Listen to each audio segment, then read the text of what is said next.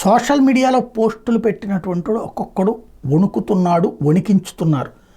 అరెస్టులు, కేసులు ఇట్లాంటివన్నీ నడుస్తున్నాయి. కామెంట్ చెయ్యాలంటే భయపడేటటువంటి పరిస్థితి సృష్టించారు. అయితే కోర్టులు కూడా అదే విధమైనటువంటి తీర్పులు ఇస్తున్నటువంటి వ్యక్తిగతంగా కేసులు చూస్తాం. కానీ గతంలో అయితే కనుక సోషల్ మీడియాలో పోస్టులకి సంబంధించిన అరెస్టులు చేస్తారు, అట్టెట్లా అరెస్ట్ చేస్తారు, అసలు అట్లాంటి వాళ్ళకి రిమాండ్ ఇవ్వడానికి వెళ్ళలేదు, 41 నోటీసులు ఇవ్వాలి అని తేల్చి చెప్పారు. అప్పుడు దానికి కారణం ఏంటంటే 7 సంవత్సరాలలోపు జైలు శిక్ష పడేటటువంటి కేసులు అనేది ఒకటి, ఇంకోటి వాక్ స్వాతంత్ర హక్కు ఉంది అన్నటువంటి కోణంలో సుప్రీంకోర్టులు కూడా ఆదేశాలు ఇచ్చిన నేపథ్యం. అయితే ఇప్పుడు దాంట్లో బిఎన్ఎస్ చట్టం తీసుకొచ్చి అందులో సోషల్ మీడియాను కూడా మెన్షన్ చేయడంతో దాన్ని బేస్ చేసుకుని ఇది ఆర్గనైజ్డ్ క్రైమ్ కింద చూపిస్తూ కేసులు నమోదు చేస్తున్నటువంటి ఉదంతం చూస్తున్నాం. ఇప్పుడు దాంట్లో రామ్ గోపాల్ వర్మని ఆ సెక్షన్ల కిందనే అరెస్ట్ చేయడానికి ప్రయత్నిస్తుంటే రామ్ గోపాల్ వర్మ డీటెయిల్డ్గా ఆ సెక్షన్ ఏంటి, ఒక్కొక్క సెక్షన్ యొక్క ఉద్దేశం ఏంటి, దాంట్లో తను ఎట్లా ఫిట్ అవుతాను అంటూ ప్రశ్నాస్త్రాలు సంధించి మరొక వైపున తనకి 41 నోటీస్ ఇచ్చారు, విచారణకు రమ్మన్నారు. కానీ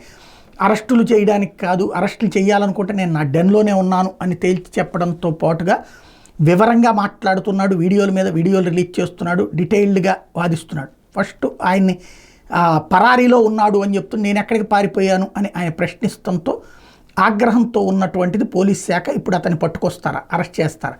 ప్రస్తుతం అయితే కోర్టులో, హైకోర్టులో బెయిల్ పిటిషన్ ఉంది. ఇక్కడ తిరస్కరిస్తే సుప్రీంకోర్టు దాకా వెళ్ళడానికి సిద్ధంగా ఉన్నాడు. ఏం జరుగుతుందనేది చూడాలి.